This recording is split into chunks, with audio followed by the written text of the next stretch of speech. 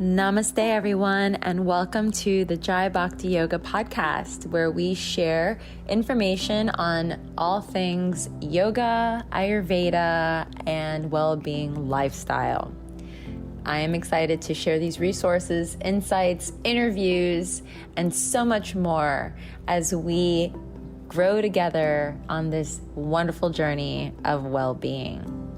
I am your host, Christina Andrini, founder of Jai Bhakti Yoga Foundation and JBYU School of Yoga and Ayurveda. I'd like to invite you to subscribe to our blog on Tumblr, as well as to follow us on Instagram and YouTube and Facebook and all the fun social media channels where we share some of the tips and insights and resources from our podcast and vice versa on here. Now let's go ahead and begin with today's episode. Today we're focusing on yoga is not a performance. Yoga is not a performance. So I'm Christina. I am the founder of Jai Bhakti Yoga Foundation and Jai Bhakti Yoga University, a school of Ayurveda and yoga teacher training. And so today we are talking about yoga is not a performance. And so over the course of this last couple of weeks, I've been really immersing myself into my continuing education studies. And in doing so, we're in the process of learning about the difference between other lineages of yoga and Maharishi Ayurveda yoga.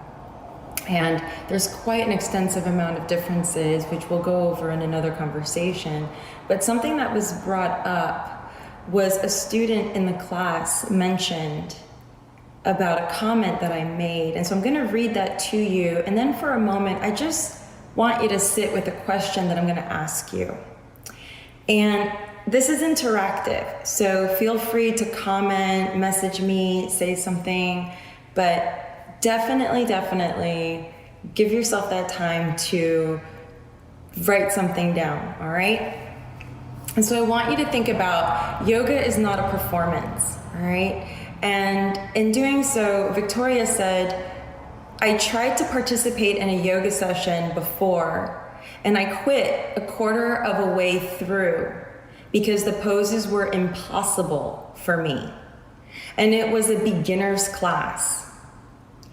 I don't even know what type of yoga it was, but I left and I never looked back.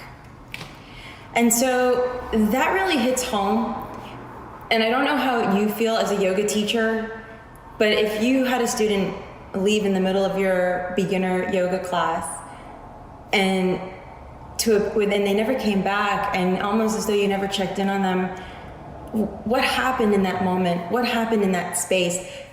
They never came back to yoga because they didn't feel included. They had no idea what somebody was doing next door to them. And our job as yoga teachers is to build that relationship with our students. It's to come alongside them, to meet them where they're at, and to help them grow and to nurture them.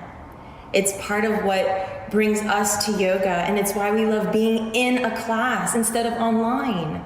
It's why we love this energetic best friends around us in that space, right? And she didn't get that opportunity because she couldn't keep up with whatever was going on in a class that she didn't even know. Granted, it could have been she didn't know that it was maybe an introduction to a more advanced type of class because there's a plethora of different lineages. But the reality of this whole situation is that she didn't feel included, no matter what lineage, no matter what beginner's class, no matter what advanced class. And so we have to realize yoga is not a performance.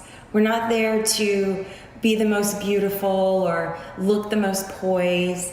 It's about showing up with our inner strength and our light that we have. And how are we shining that light for others to see their light? And how are we reflecting on one another? How are we energetically moving this energy from one person to the next to have that inclusivity in our classes, whether it's online, whether it's here and Dan and I are talking to one another, or someone else is jumping in and saying something, right? You know, this is the time where we come together and we show up for these moments where our students really get to know who we are, to like and trust us. Because this is when we build these relationships and foster. Impossible for me, she said. How do we make it possible then? Break that word apart. I'm possible. I'm possible. You're possible. And that pose, whatever it was, that pose, literally asana, that pose is exactly what you're entering into. It's the pose within the self. It's the pose within the self. Yoga is not a performance. So we're going to go over inclusivity. Yoga not being a performance, be more of a demonstration. And then show up for you and them, right? Show up for you and them. So if there's something that you've experienced in your classes, or if you haven't felt included, write that in the comments below and let's talk about that. Let's share that in this group. Let's speak to those moments where we may have not felt included, or we may have felt less than. And how did that make you feel in class? And did you ever go back to that class? It's maybe also something to journal about and think about that as you enter into this next wave or next transition of whatever your teacher trainings or whatever your classes are going to offer. And thinking about it like this, I want to just offer, give yoga another chance. Give it another chance. Maybe that wasn't the class for you. And maybe the class that you would like to see or experience is maybe a little more gentle, or something that is specifically catered to your needs. And what is that? What are your needs? What are your needs? And so think about those things when looking for a teacher, seeking the teacher that has an offering for you. Every teacher has many different offerings, but what is the one teacher that specifically addresses your needs right now? You know, Jai Bhakti Yoga, we offer bilingual yoga, we offer chair yoga, gentle yoga, yin yoga, a plethora of trainings and tutorials. But what is the one thing that you need? My friend Dina Borman, she offers chair yoga online consistently. She specializes in beginners. My friend Dan specializes in yoga for veterans. My friend Illy specializes in meditation. So what is it that you are specifically looking for? And I'll tag all of them here for you as well, so that you have access to those resources. I miss you, I love you, and I want to continue these energetic conversations, because today is the time to make a difference as yoga teachers and as students, to show up for ourselves, to do our research, to educate ourselves, and to know that maybe one class is not where we stop. And also check in with your students, teachers. Teachers, get to know who your students are. Know what their needs are. Remember that just because you could do everything in front of the class, do you have to do it? And can you absolutely show up with more authenticity? Giving them what they need, not what you want. So I'll leave you with that. And I would always love to hear from you.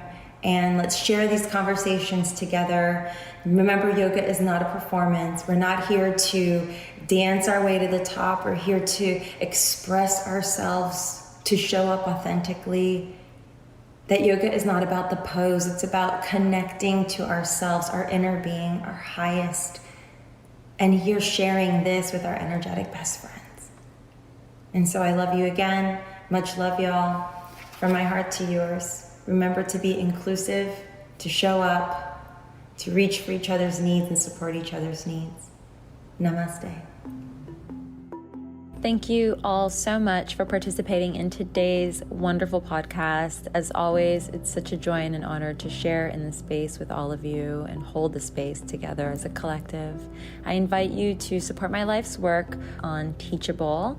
For those of you that would like continuing education units, Teachable will be the go-to for your membership. I'm looking forward to growing together and meeting you all. Please be sure to follow me on Instagram and introduce yourself. I would love to follow you back, and subscribe to our YouTube channel for free classes that are posted weekly. Looking forward to our next chat together, and I'll see you online, in person, in an immersion, or on this podcast. See you soon. From my heart to yours, Much love and namaste.